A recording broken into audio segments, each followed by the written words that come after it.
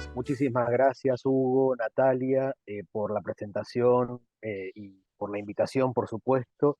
Muy feliz de estar en este ciclo de webinarios que organizaron en el marco del Instituto de Letras de la Facultad de Humanidades de la UNE, así que realmente muy contento de poder hablar de estos temas que nos convocan y que resultan tan necesarios debatir, particularmente en un momento de tanta incertidumbre como el que estamos viviendo y de tanta preocupación para muchos. De modo que muy contento de poder compartir este rato con ustedes.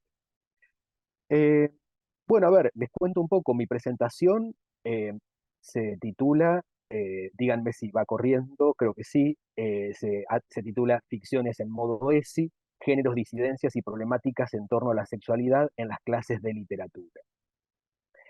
Eh, A ver, me gustaría primero hacer como una aclaración que funcione como marco de esta conversación que vamos a tener y que tiene que ver con que mi trabajo tiene que ver con la investigación y con la enseñanza de didáctica de la literatura. Y en tanto campo de investigación, la didáctica de la literatura, creo, tiene muchas cosas para decir sobre la literatura IESI. Es una disciplina que particularmente tiene mucho para aportar en relación con la enseñanza de la ESI y ese es el lugar desde el que me posiciono para poder hablar sobre el tema y desde donde desarrollo mis trabajos de investigación, algunos de los cuales menciono uno.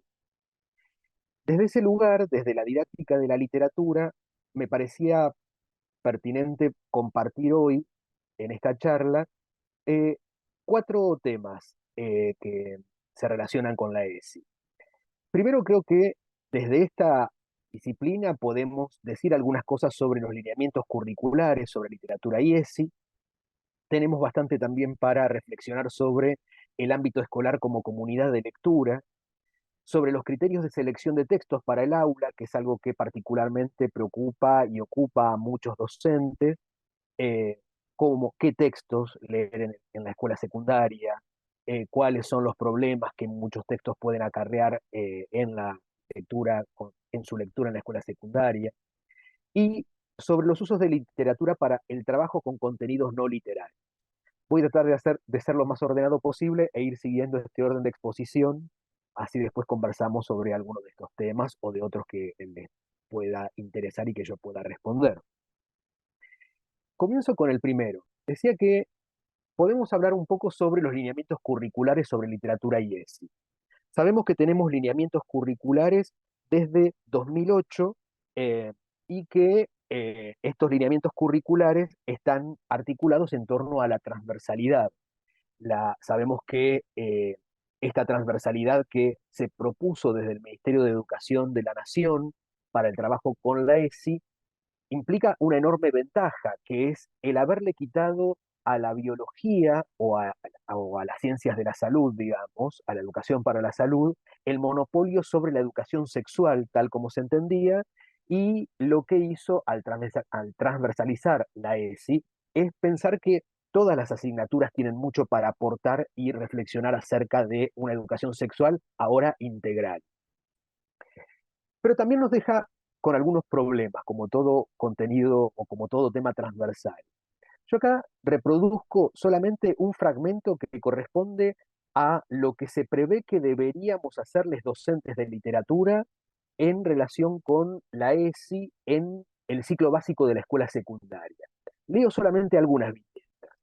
Se nos dice, en primer lugar, que se prevé la lectura de obras literarias de tradición oral y de obras literarias de autor para descubrir y explorar una diversidad de mundos afectivos, de relaciones y vínculos interpersonales complejos que den lugar a la expresión de emociones y sentimientos.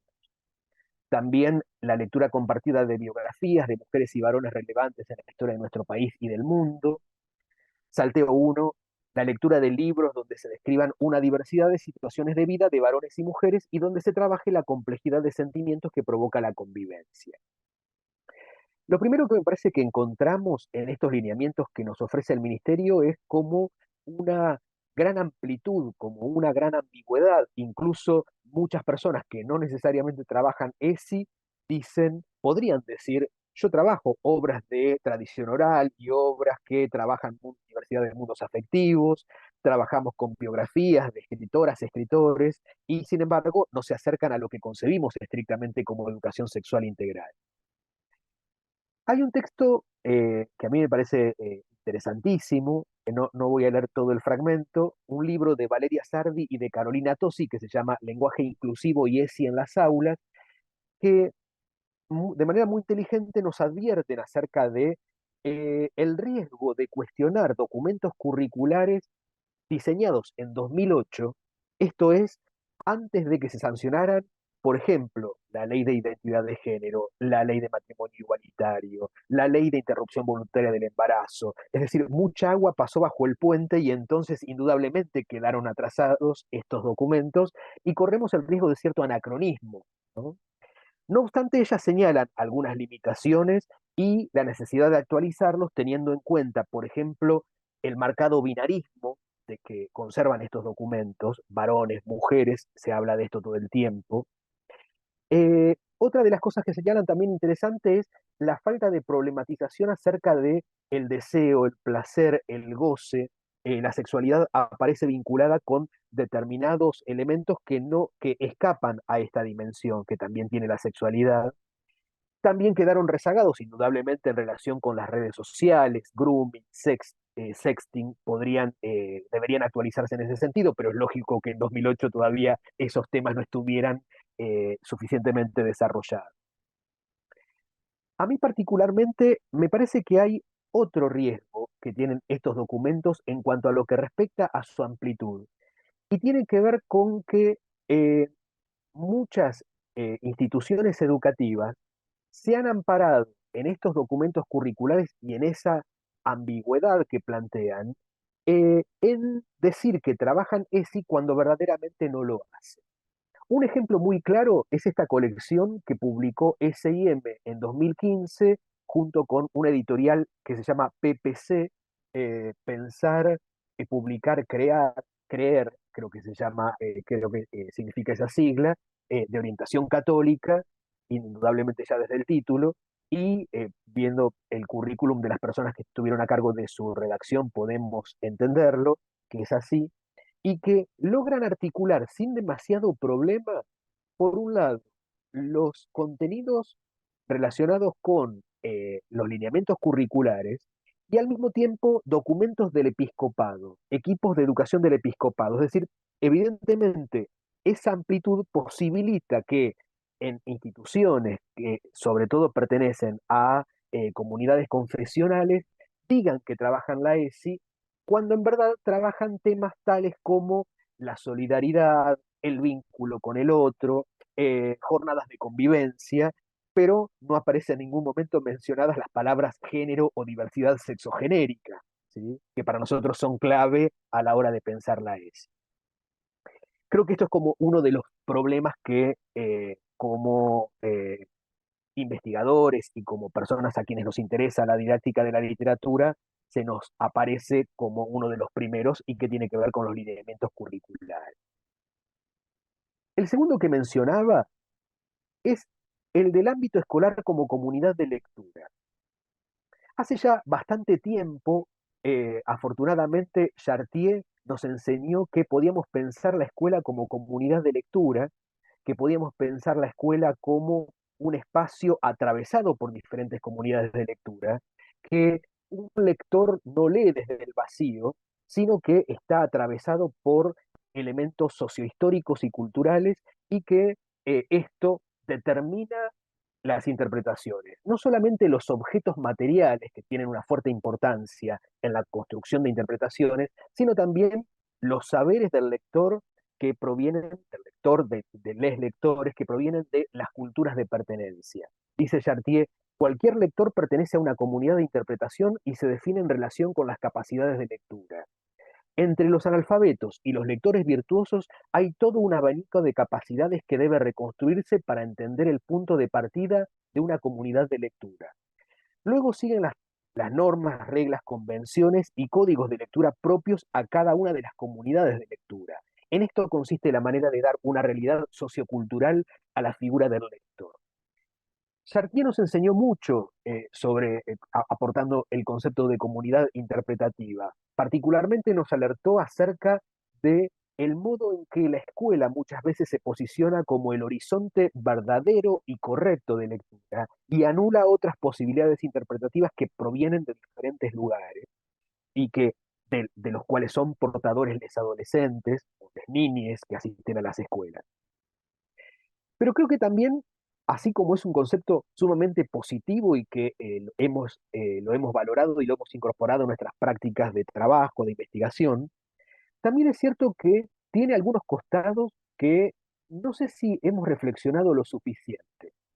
Eh, a ver, si formamos parte de una comunidad de lectura, entonces también ocurren ciertos episodios dentro de esta comunidad de lectura tan compleja que es el ámbito escolar. Por ejemplo, para mencionar algunos episodios que seguramente recordamos, menciono los primeros episodios más o menos resonantes hacia 2013 y los más recientes del año pasado.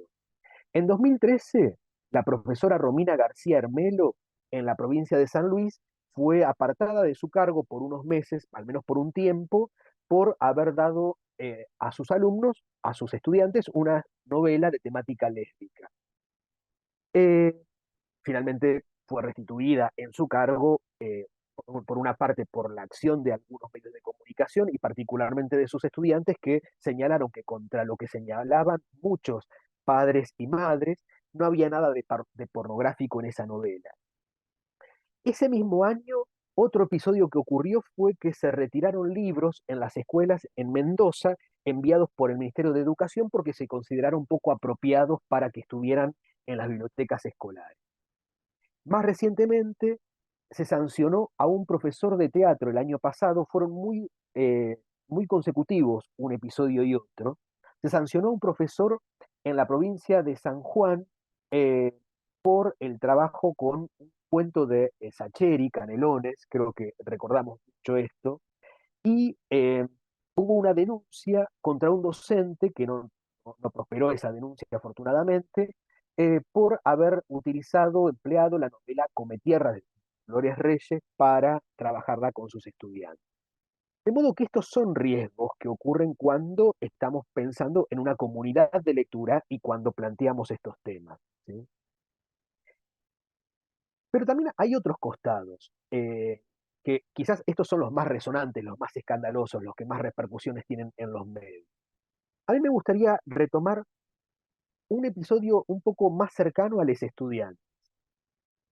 Valeria Sardi reproduce en este libro, Jóvenes, Sexualidades y Saberes en la Escuela Secundaria, un fragmento de una practicante que dicta una clase a partir de un cuento del escritor Washington Cucurto, que se llama El Rey de la Cumbia. Y entonces la practicante dice, los chicos, en este autorregistro, pusieron en tensión la cuestión de la lengua en el aula y fuera de ella. Por momentos se sentían incómodos cuando yo leía tetas, culo, plear, trola, etc. Por ejemplo, me acerqué a Guillermo y me dijo que el cuento no le había hecho acordar a nada y que además no le había gustado, que era muy zarpado. Este es el fragmento de la practicante y Valeria analiza este fragmento. Señala el reconocimiento de Melina, la practicante, de que los estudiantes sentían vergüenza cuando ella leía ciertas palabras referidas a lo sexual o lo genital, daría cuenta de cómo la mediación de la docente en formación rompe con cierto límite imaginario de lo que los estudiantes varones en un curso predominantemente masculino consideran que puede decirse o no según cierta lógica de diferenciación sexual de legitimación de la palabra. Es decir, el orden simbólico masculino hegemónico que caracteriza al grupo de estudiantes establece en el aula una matriz heteronormativa que define, aunque sea implícitamente, qué puede ser expresado por la profesora en formación mujer y qué debe ser silenciado o soslayado. Bien, eh, esta es un poco la interpretación que hace Sardi de este fragmento, de este autorregistro. Eh, Creo que podríamos ensayar otra interpretación. Sardi lo interpreta en clave genérica en cuanto a que hay una practicante mujer y hay un grupo hegemónico de varones que buscan incomodar a esta practicante y que además tienen una concepción sobre lo que corresponde ser leído en la escuela. Yo me permitiría acercar otra interpretación.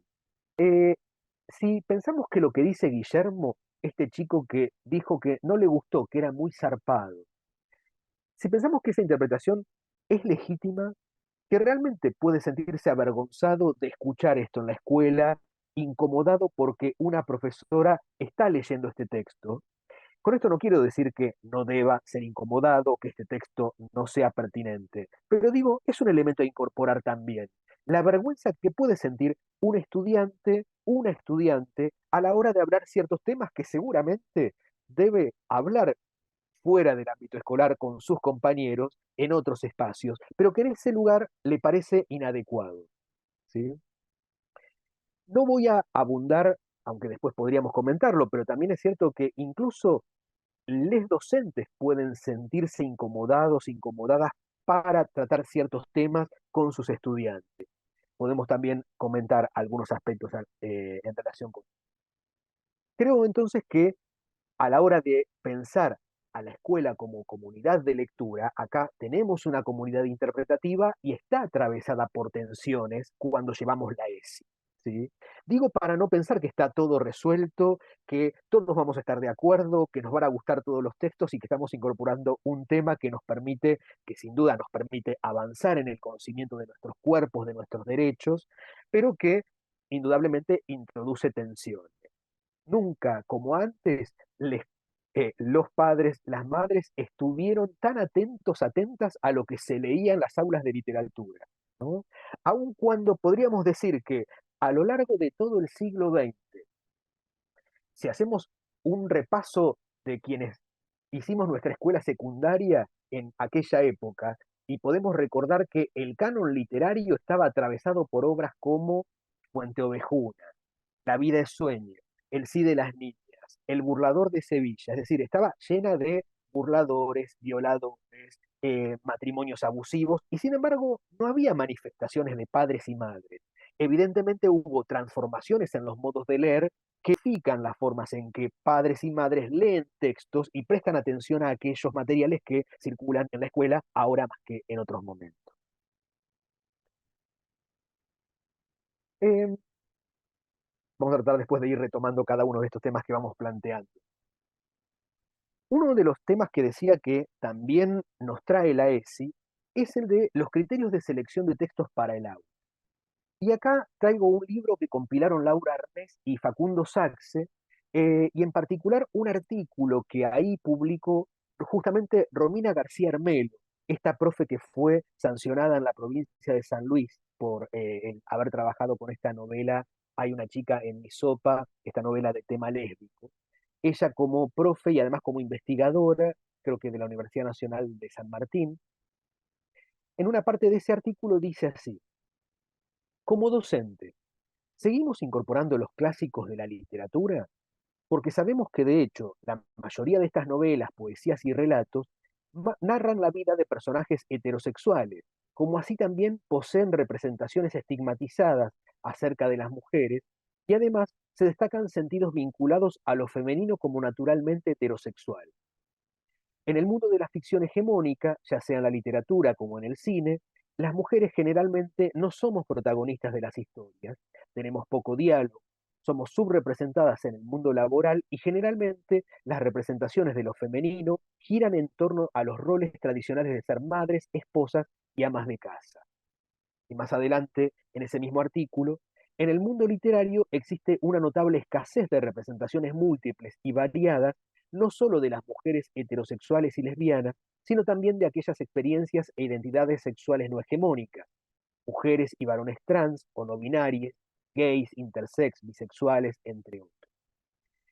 De modo que está haciendo un planteo sumamente razonable. Acá sí se está posicionando como profe, ¿no? ¿Qué hacemos a la hora de elegir textos? Porque por una parte nos encontramos con clásicos de la literatura que sabemos las representaciones que tienen sobre la mujer, que son representaciones prácticamente eh, estigmatizantes, que manejan estereotipos de género, y también tenemos el problema de que en la literatura no circulan, no abundan representaciones sobre las disidencias sexogenéricas para poder trabajarlas en el aula a través de la literatura.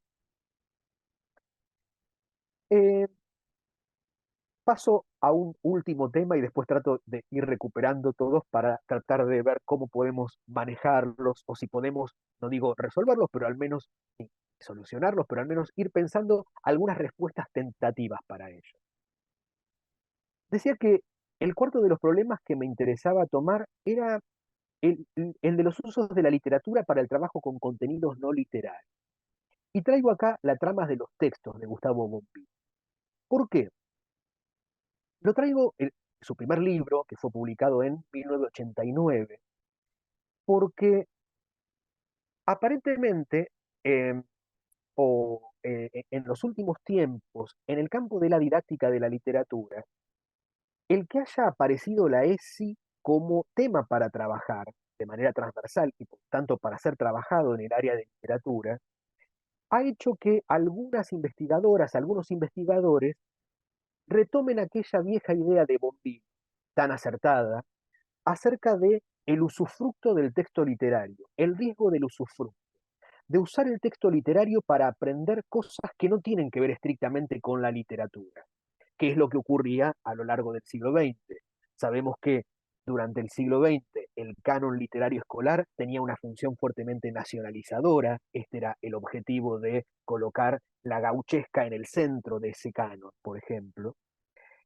Sabemos que en muchos casos la literatura era utilizada con objetivos lingüisticistas, como diría Analía Gerbaudo. Esto es para, o gramaticalistas, podríamos decir, para el trabajo con el análisis gramatical y no para pensarlo en su especificidad estética. O, como decía Bombini en la trama de los textos, para trabajarlo en relación con los valores. La categoría de mensaje o enseñanza que dejaría la literatura como un plus institucional insoslayable, otorga a un texto en la recepción escolar valores pedagógico-moralizantes que en muchos casos no se encontraban en la producción de los mismos. ¿Sí? Entonces, digo, hay investigadores, investigadoras en el campo de la didáctica de la literatura que, aun cuando no se manifiesten en contra de la ESI como espacio específico, sí ponen cierta objeción en que la ESI ingrese en la literatura, en el área de literatura, porque se estaría resucitando este viejo riesgo que el trabajo con la literatura logró desterrar, el de ponerla en relación con valores pedagógico-moralizantes aun cuando estemos de acuerdo con esos valores. Creo que para responder a esto, afortunadamente, el propio Bombini, en el mismo libro, La trama de los textos, pocas páginas después decía que aquello de lo que no se puede hablar, el cuerpo, es otro de los censurados en el discurso de la enseñanza. La censura del cuerpo como sublimación obsesiva en los llamados valores literarios no permitirá la inclusión de algunos poemas de Oliverio Girondo o algunos textos de Cortázar o Osvaldo Lamborghini, para citar algunos autores que según Justi ya están en condiciones de ser considerados. Bueno, estaba citando ahí un manual que no viene al caso, pero señalaba que había una, en aquel momento, encontraba una muy fuerte censura, distintos tipos de censuras, y una de ellas era la censura de los cuerpos. De modo que en el mismo libro, si bien se estaba pronunciando en contra del uso de la literatura para la enseñanza de valores pedagógico-moralizantes, sin embargo le llamaba la atención la censura de los cuerpos en los textos literarios que circulaban en la escuela, de modo tal que autores como Girón, Cortázar o Lamborghini, sobre todo ciertos textos de estos autores, estaban de alguna manera excluidos. Perdón. Lo que quise plantear como anticipaba, son algunos de los problemas que la didáctica de la literatura enfrenta o encuentra como desafíos a la hora de pensar la posibilidad de generar una verdadera articulación entre literatura y es.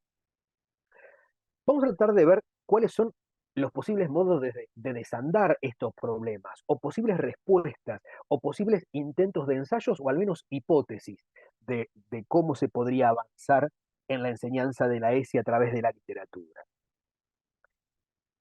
Para eso traigo como propuesta didáctica y como marco teórico de una propuesta didáctica, por supuesto, a Michel Foucault, que es insoslayable a la hora de pensar, y su historia de la sexualidad, a la hora de pensar en la ESI, eh, y particularmente la categoría de dispositivo de sexualidad. Dice Foucault que un dispositivo de sexualidad es un conjunto de tecnologías y estrategias de saber y poder encargadas de la producción de la sexualidad, es decir, de la producción de efectos en los cuerpos, los comportamientos y las relaciones sociales. Y me permito citar un fragmento de este libro, de la historia de la sexualidad. Dice, en una primera aproximación parece posible distinguir a partir del siglo XVIII, recordemos que está escribiendo en el 76 este libro, si no me equivoco, en la década del 70 seguro, cuatro grandes conjuntos estratégicos que despliegan a propósito del sexo dispositivos específicos de saber y poder. Él analiza una serie de discursos desde el siglo XVIII hasta el momento en que está escribiendo y encuentra que, lejos del sentido común que dice que la sexualidad va de la mano de la prohibición, del silenciamiento, de la censura, muy por el contrario, desde el siglo XVIII por lo menos, la sexualidad ha encontrado una enorme proliferación discursiva en la cual se materializa. Y en este caso se refiere a cuatro dispositivos de sexualidad concretamente. La histerización del cuerpo de la mujer, esto es, la particularidad que tendría el cuerpo de la mujer que requeriría de cierta forma de tratamiento médico, de cierta medicalización. La pedagogización del cuerpo del niño, esto es, la vigilancia del cuerpo de ese sujeto que debe ser sometido a controles, dado que está en un momento en que la sexualidad se está transformando, en particular en el puber.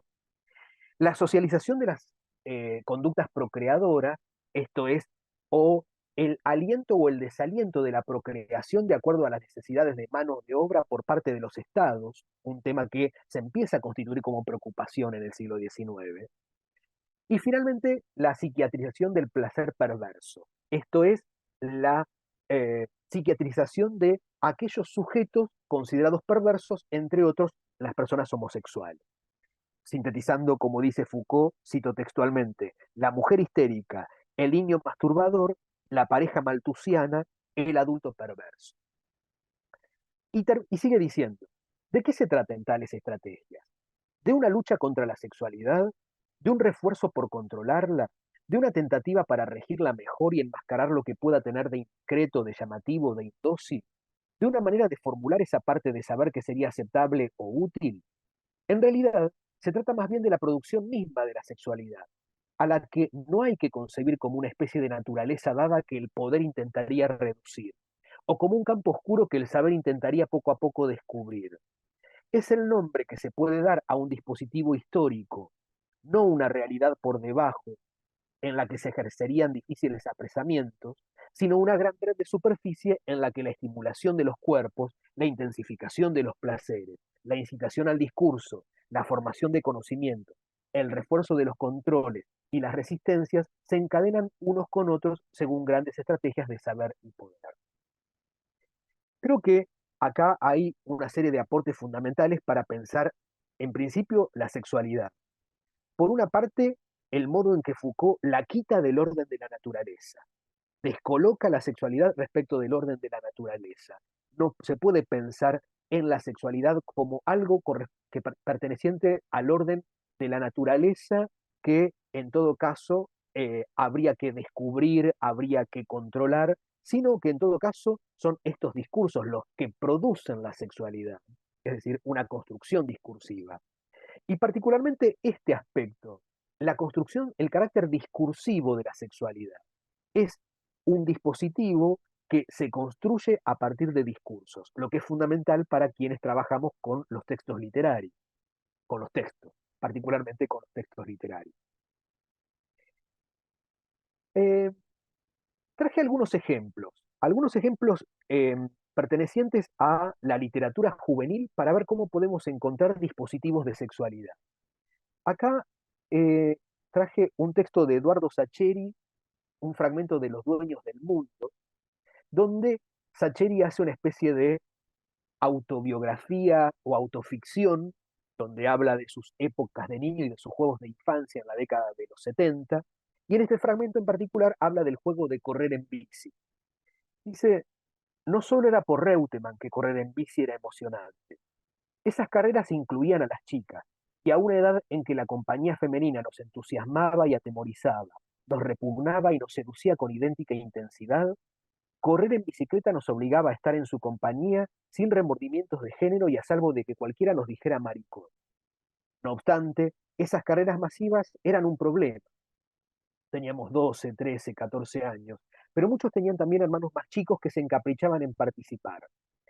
Es fácil desentender los reclamos de un hermano más chico, pero es difícil ignorar los reclamos de una madre, no tanto porque nos acuse de egoístas o de angurrientos, uno a esa edad puede tranquilamente lidiar con el acoso moral de una progenitora, sino porque es mucho más difícil escapar de la ecuación o te llevas a tu hermanito a jugar con vos o te quedás adentro de casa. Fin de las opciones. En consecuencia, la heterogeneidad de participantes en las competencias ciclísticas generaba un caos lastimoso. Junto a los verdaderos profesionales del asunto, nosotros, estaban las chicas y peor que eso, los mugrosos y entusiastas hermanitos menores.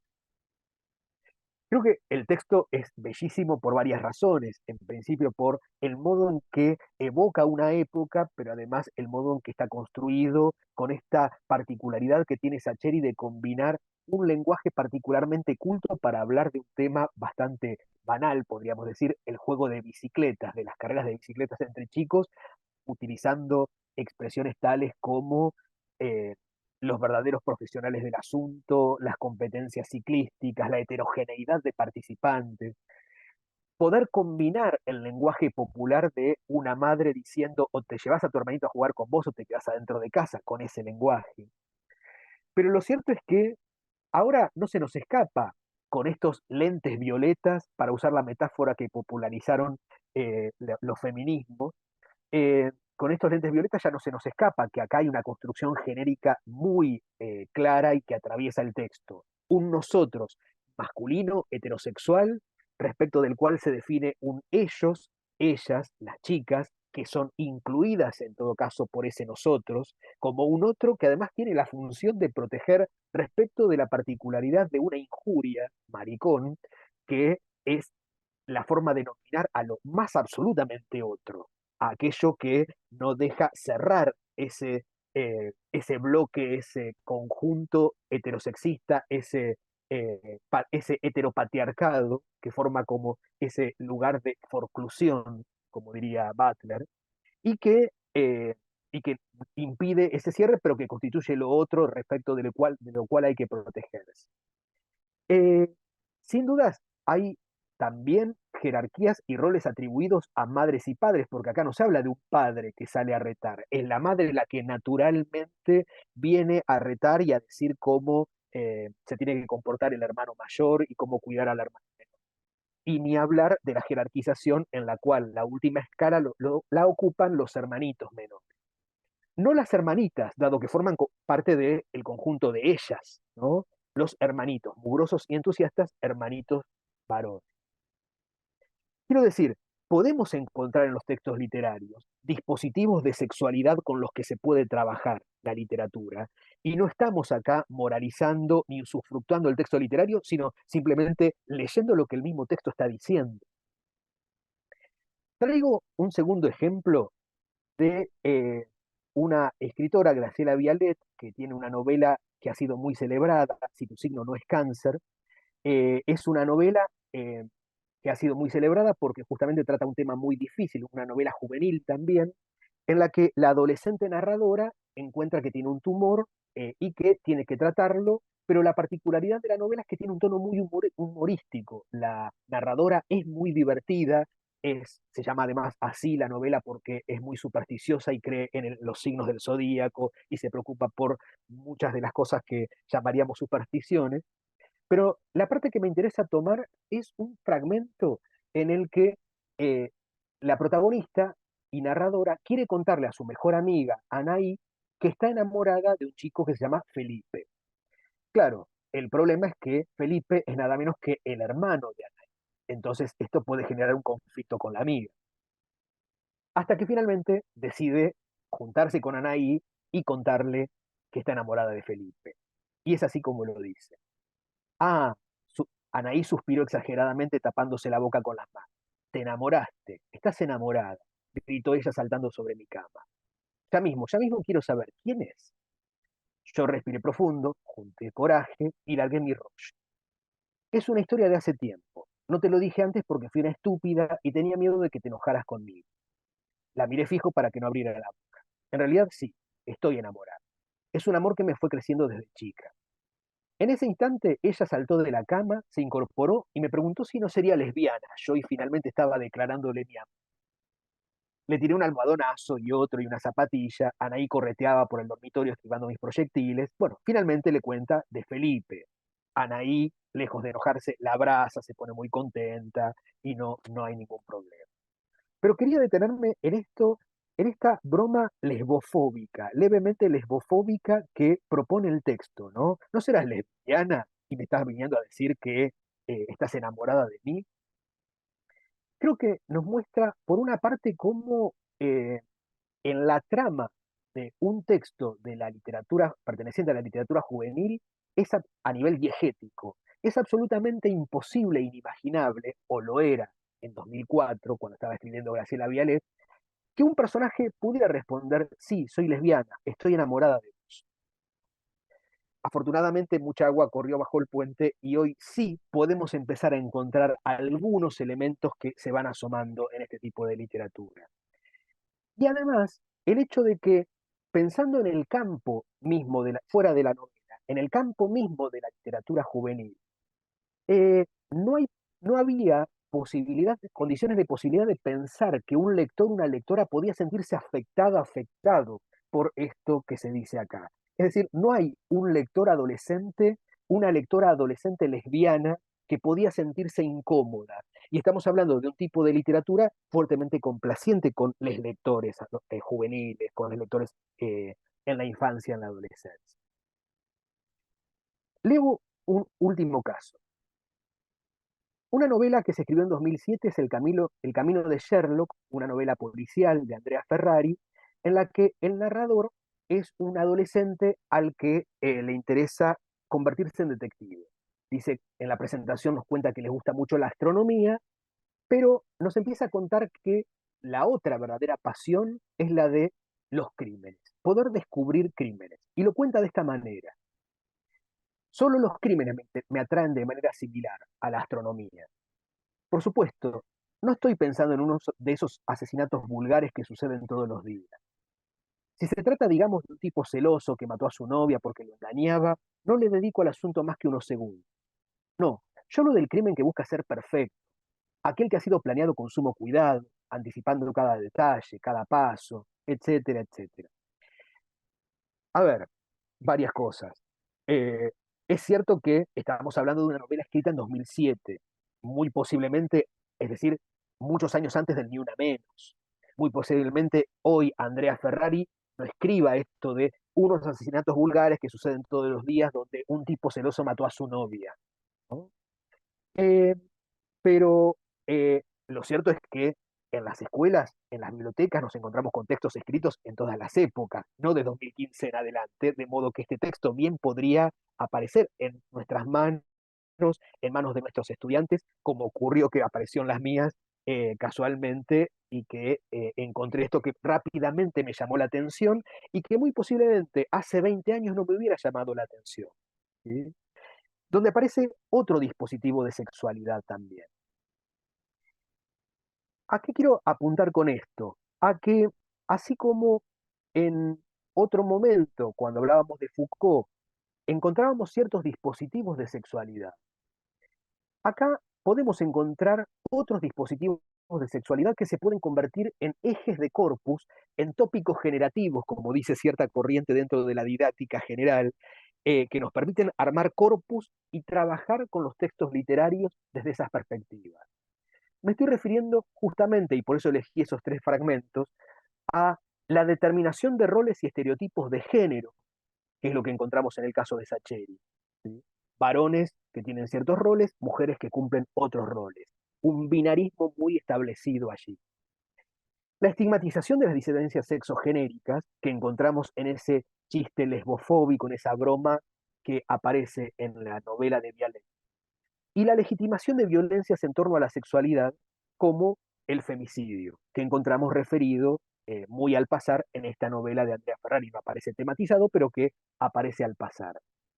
Con lo cual estamos escapando a este fantasma del usufructo, porque no estamos buscando en los textos valores que no están presentes, que es lo que advertía Bombini en aquella época, como la escuela lo que hacía era encontrar valores supuestamente morales para transmitir a los estudiantes, valores espirituales, que en verdad en los textos no estaban, los textos literarios decían otras cosas, sino que acá lo que proponemos es buscar en los textos, encontrar en los textos lo que los textos están diciendo, ¿sí? Y trabajar con ellos. Voy a tratar de ir cerrando y deteniéndome en estos tres conceptos que además también nos permiten precisar un poco más, ajustar un poco más, acotar un poco mejor quizás aquello que en los lineamientos curriculares nos resulta tan amplio, ¿no? Trabajar la afectividad, ¿sí? Algo que uno diría, bueno, la totalidad de la literatura está atravesada por los afectos, pero no la totalidad de la literatura está atravesada por determinación de roles y estereotipos de género, por disidencias sexogenéricas, por violencias en relación con la sexualidad. Ahí estamos acotando temas, acotando corpus, eh, ofreciendo la posibilidad de pensar en una selección de textos de lo que también hablaba como problema García Hermel. Eh, Creo que para el primero de estos dispositivos que mencionaba, el de la determinación de roles y estereotipos de género, indudablemente es fundamental el trabajo de Judith Butler. Eh, no voy a leer la cita, la dejo acá, seguramente la conocemos y conocemos, y seguramente habrá hablado en otras de estas charlas sobre los aportes de Butler. Me interesa solamente rescatar, por una parte, cómo lo que Butler nos plantea y nos permite pensar en relación con los textos, con los cuerpos puestos en los textos, es cómo la heteronorma, cómo el sistema heterosexista nos obliga a asumir una identidad de género. Cuando hablo de identidad de género no hablo en el sentido de la ley de identidad de género, ¿no? Que tiene un sentido progresista, sino nos obliga a asumir una identidad de varones o mujeres, la heteronorma, y que eso, a condición de constituirnos como sujetos, en el momento mismo en que nos constituimos como sujetos con un nombre de pila, por ejemplo, a partir de ahí nos convertimos en sujetos en relación con un género predeterminado por la heteronorma. Pero además, estamos obligados a seguir una serie de acciones performativas, al modo de los actos de habla de Austin, eh, a seguir una serie de rituales, a comportarnos de tales maneras. Esto es, a obedecer a una serie de enunciados performativos y prácticas performativas que van a determinar esa identidad de género, mejor dicho, a constituir esa identidad de género. Y a hacernos creer, podríamos decir, a obligarnos a pensar que en verdad no se trata de una simple repetición estilizada de actos, sino que en todo caso esa repetición estilizada de actos está anclada en una sustancia, en una esencia, en algo que le da sentido. El sexo, por ejemplo, la genitalidad, ¿sí? Eh, Creo que esta idea de performatividad nos permite leer, por ejemplo, ese fragmento que leíamos de Sacheri, en el que hay ciertas performatividades de género que están permitidas y que son adecuadas y que están naturalizadas para el comportamiento de los niños, los varones heterosexuales. En relación con las disidencias sexogenéricas, me parece fundamental el aporte de presunción heterosexista. Bueno, yo lo tomo de Eve Kosofsky-Sedgwick. Hay otros autores, otras autoras que han reflexionado sobre presunción heterosexista. Adrienne Rich ha hablado de heterosexualidad obligatoria, muy emparentado en este sentido. Es un poco largo, pero lo voy a leer, me gusta esta cita. Dice: hasta en el ámbito individual es notable las pocas personas, incluso entre las más abiertamente gays, que no están deliberadamente en el armario con respecto a alguien que es personal, económica o institucionalmente importante para ellas. Además, La terrible elasticidad de la presunción heterosexista significa que las personas encuentran nuevos muros que se levantan a su alrededor, incluso mientras dormitan. Cada encuentro con una nueva clase de estudiantes, y no digamos ya con un nuevo jefe, un trabajador social, un prestamista, un arrendador o un médico, levanta nuevos armarios. Tampoco es incomprensible que alguien que quiera un puesto de trabajo, una custodia, unos derechos de visita, un seguro y una protección contra la violencia, contra la terapia, contra el estereotipo distorsionante, contra el escrutinio ofensivo, contra ni más ni menos que el insulto, contra la interpretación forzosa de su resultado corporal, pueda elegir deliberadamente permanecer o volver a entrar en el armario en alguno o todos los segmentos de su vida. El armario gay no es solamente una característica de la vida de las personas gays, sino que para muchas de ellas todavía es la característica fundamental de su vida social. Creo que hay este fragmento me gusta mucho porque sirve para deconstruir algunos mitos en torno a lo que la heteronorma ha llevado a denominar salida del closet. Eh, en verdad, el closet es un dispositivo de sexualidad construido por la heteronorma para otorgar visibilidad e invisibilidad alternativamente a las personas con disidencias sexogenéricas. Podríamos decir que como la homosexualidad particularmente no es inmediatamente visible, a diferencia de la visibilidad que sí tienen otros sectores oprimidos, las personas negras, por ejemplo, eh, sí ha construido esto inteligentemente que es el closet. De manera que muchas veces hablamos de la salida del closet como si fuera una decisión individual de una persona homosexual, que lesbiana, que en un determinado momento de su vida decide tomar una decisión y salir de cuando es la heteronorma la que construyó esto especialmente dedicado a un grupo de personas, ¿no? Esto es lo que la lleva a cuestionar la idea de Foucault de que la homosexualidad sería uno de otros, de tantos dispositivos de sexualidad, sino el elemento constitutivo del cis heterosexismo, podríamos decir. Pero por otro lado, lo que también es interesante de esta cita es cómo marca que la salida del closet es la característica fundamental de las vidas de las personas homosexuales. Es casi distintiva, es definitoria de las vidas homosexuales. Y también es un mito la idea de que existe una salida del closet. Como dice Kosofsky Sedgwick, las personas homosexuales se ven obligadas a entrar y salir alternativamente de acuerdo con los distintos momentos de su vida que va atravesando. Una persona que se enfrenta, dice, primero con estudiantes, dice, con una nueva clase de estudiantes. Está bien, supongamos que a veces sea necesario, pero pensemos en las situaciones donde el poder se juega de otra manera, cuando estamos frente a alguien que nos va a ofrecer un trabajo. ¿Conviene que yo le diga con quién convivo? ¿O más vale no lo digo porque esto puede ser contraproducente para este trabajo al que yo quiero acceder? ¿Sí? De modo que no existe de ningún modo una salida del closet, sino salidas del closet, que es prácticamente la condena que el que la heteronorma regala de alguna forma a las personas homosexuales y que nos permite pensar este segundo tipo de corpus. Finalmente, creo que podría traer a Connell también, pero preferí traer a Segato, que no leo la cita, pero me comento algunos aspectos de cómo Segato analiza la estructura elemental de la violencia. Habitualmente, como dice ella, pensamos la violación en particular, pero podemos trasladarlo en general a la violencia sexogenérica, a la violencia por razones de género, como en términos de un eje vertical, como un dominador y un dominador que ejerce la fuerza y que cree que tiene el poder de exacción. Hay que cobrar un tributo que esa persona que debe someterse a la violación, que debe ser sometida a la violencia, le debe por algún motivo.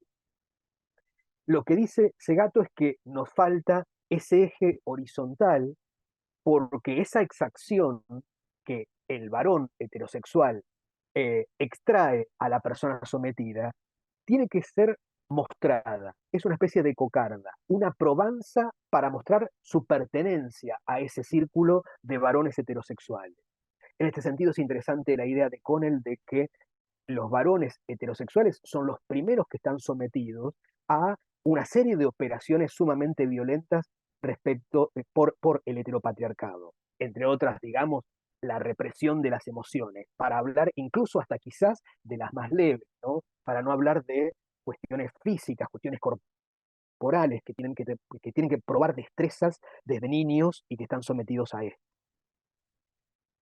Eh, Creo que me estoy excediendo un poco en el tiempo, ustedes me dirán si tengo unos minutos más, pero simplemente lo que yo quería era, eh, digamos, mostrar esta posibilidad de pensar a la hora de articular literatura y ESI, que es lo que me interesaba plantear en esta charla, el mostrar tres formas de lograr esta articulación, que escapan a esta imprecisión que señalábamos de los lineamientos curriculares, que era lo que empezábamos señalando, que de alguna forma ofrecen respuesta a esto que señalábamos como el problema de la selección de textos literarios. Acá me parece que con con estos ejes podemos constituir corpus, aun cuando sabemos que no hay muchos textos literarios donde aparezcan las disidencias sexogenéricas, particularmente, por ejemplo, las personas no binarias, eh, y por otro lado, podemos resolver esta imprecisión de los documentos curriculares, esta dificultad de los docentes acerca de la selección de textos y el problema señalado por algunas personas, a mi juicio equivocadamente, acerca de que estaríamos ejerciendo usufructo a la hora de analizar textos en el aula, eh, buscando valores morales allí donde no los hay. Me parece que acá habría una verdadera articulación entre literatura y ESI. Si tengo unos minutitos más, un bonus, me permito dar un ejemplo muy concreto de cómo abordar, y para eso traje un texto muy breve eh, que podemos compartir ahora. Uno de María Teresa Andrueto, una extraordinaria escritora, que se llama El secreto de Amaru. Dice Andrueto, en el Temuco lejano hubo hace tiempo un hombre despiadado que era dueño de una hacienda. La hacienda se llamaba La Ciénaga y tenía caballos de raza, interminables plantaciones de bananos y bosquecitos de caña dulce. Y tenía también decenas de hombres trabajando. Los peones vivían allí con sus mujeres y sus hijos. Uno de ellos era el padre de un niño inquieto que tenía en la cara una mancha como el ala de una mariposa. El niño se llamaba Amarú y conocía este vasto territorio de una punta a la otra. Cierta vez, persiguiendo a un potrillo overo, Amarú escuchó un grito entre los pajonales y alcanzó a ver que el dueño de la hacienda hundía un cuchillo en el cuerpo de una mujer. No la reconoció, solo el pelo oscuro contra la paja y el pollerón también oscuro. Algo, tal vez un pájaro, sonó en un ruido breve y el patrón volvió la cabeza y descubrió al niño que lo miraba. Dejó en el suelo el cuerpo ya inmóvil y amenazó con matarlo si llegaba a decir una palabra. Amarú hizo una cruz en la tierra y juró sobre ella, como juran los hombres en Temuco, que jamás hablaría. Y así lo hizo, pero el secreto siguió apretándole la garganta, asfixiándolo, hasta que comenzó a enfermarse. Entonces decidió cavar, junto a unas cañas recién taladas, un hueco, y puso en ese hueco la boca, y le confesó a la tierra su secreto. En la noche de ese día, las cañas crecieron y crecieron, y más altas estaban, más soplaba el viento. Y cada vez que el viento las rozaba, las cañas confesaban al aire su secreto. Me parece bellísimo el cuento, por eso lo traje. Además, es breve y nos permitía leerlo, no tiene la extensión de muchos textos que nos hubieran impedido compartirlo acá. Pero lo traía también porque, por una parte, podría integrar perfectamente este corpus que describía el tercero en particular, el de las violencias, ¿sí? Para ejemplificarlo, pero también para mostrar cómo se puede trabajar perfectamente como un texto literario, independientemente de que también con él aprendemos el concepto de femicidio, podemos aprender el concepto de violencia de género o violencia por razones de género, pero fundamentalmente es un texto literario. Es decir, al trabajarlo en el aula, yo no dejaría de tratar de encontrar en él y de que mis estudiantes encuentren en él aquellos elementos que nos permiten comprender mejor las particularidades de la literatura.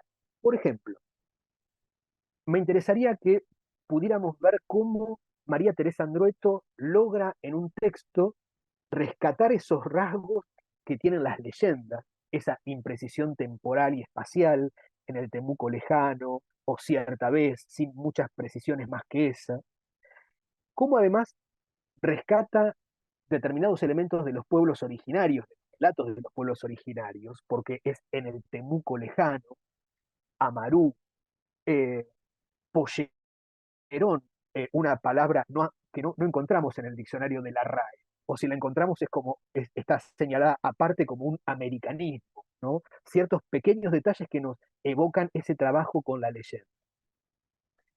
Pero también nos muestran de esos pueblos originarios esa idea de animismo, la forma en que la naturaleza cobra una importancia fundamental en el desarrollo del relato y en la resolución del crimen, o en el conocimiento del crimen, podríamos decir.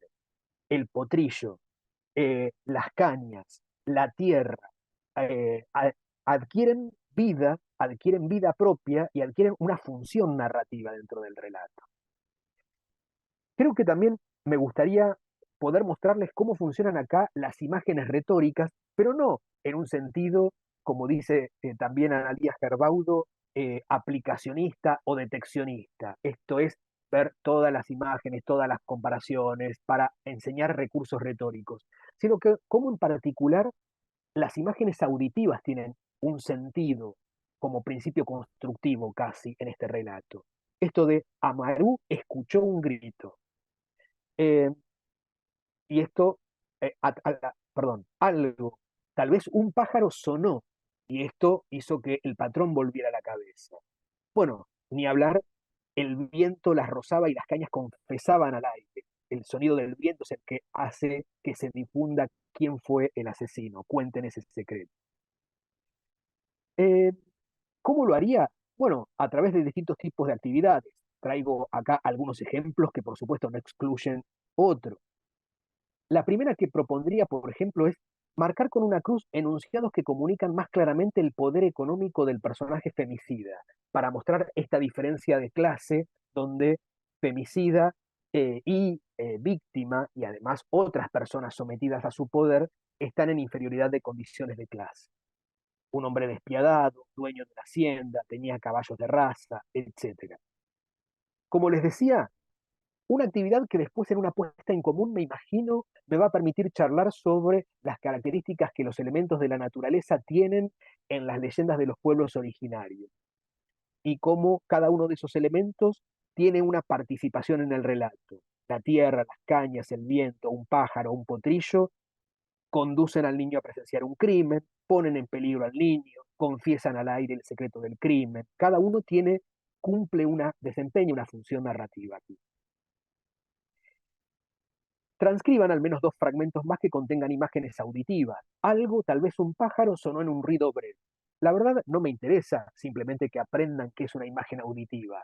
Me imagino después en la charla, en esa conversación literaria, como dice Cecilia Bayur, poder charlar acerca de cómo las imágenes pueden tener importancia en la construcción del relato, y acá en particular las imágenes auditivas que manipula también Antonio. Una actividad que puede parecer un poco de comprensión, ¿no? Amaru confesó el secreto a la tierra porque tomó la decisión de desobedecer al patrón, comenzó a enfermarse por callar, sabía que la tierra difundiría el secreto, tenía mucho afecto por la mujer asesinada. En principio, me gusta la idea de ofrecer una actividad que permita volver al texto, releer, mirar, ver cómo está dicho lo que se dice. Pero además porque en este caso, además de simplemente una cuestión de comprensión, me interesa rescatar también el modo en que los actos de habla, algo que se vincula muy fuertemente con la ESI, y la idea de performatividad, eh, tienen también una función importante en el texto. Por una parte, amenaza, por otra parte, la promesa o el juramento, finalmente la confesión, que es la que tomo aquí. Y por último, indicar si son verdaderos o falsos algunos enunciados. En el cuento se indican con precisión el lugar y el momento en que se desarrollan los hechos, esto me va a permitir volver a esta idea de la leyenda, el trabajo con la leyenda. La escena del femicidio aparece descrita con colores oscuros. Me interesa volver al texto porque no, seguramente no retuvimos esto. Va a haber que volver a mirarlo para ver si predominan colores oscuros o claros. Y la particularidad que ahí también asumen otro tipo de imagen. Amaru realiza al menos dos acciones que parecen responder a creencias o costumbres de su comunidad. Otra vez el trabajo con los pueblos originarios y las creencias de una comunidad, como por ejemplo el juramento como hacen los hombres en el Temuco lejano. Simplemente me gustaba traer este texto porque me parece que era quizás la forma más gráfica de cerrar algunos de estos elementos que fui planteando como problema y pensar la articulación entre literatura y ESI y que la literatura acá no sea simplemente una excusa para el trabajo con un objeto de usufructo, para el trabajo de literatura, una portadora de materiales o un material curricular simplemente, sino que la transversalidad pueda ser entendida a través de una verdadera jerarquización del texto literario y al mismo tiempo para la enseñanza de la educación sexual integral. Bueno, muchísimas gracias. Quedo a disposición para las preguntas y para la conversación.